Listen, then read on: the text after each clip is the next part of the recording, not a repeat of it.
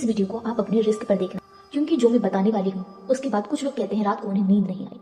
दुनिया में कुछ ऐसी जगह है जहाँ जाकर मोबाइल का सिग्नल चला जाता है, बैटरी अचानक डेड हो जाती है और हवा अचानक भारी लगने लगती है। कुछ लोग कहते हैं उन्होंने कदमों की आवाज सुनी, पर पीछे मुड़कर देखा तो कोई नहीं था। और सबसे अजीब बात, अलग अलग लोग एक ही चेहरा डिस्क्राइब करते हैं, जबकि एक दूसरे को लोग जानते तक नहीं है। साइंस इसे इल्यूजन बोलता है। पर जब सीसीटीवी में परछाई अपने आप चलती दिखे और नेक्स्ट फ्रेम में अचानक गायब हो जाए तो सवाल उठता है, कुछ चीजें इस दुनिया में रह जाती है मरने के बाद भी।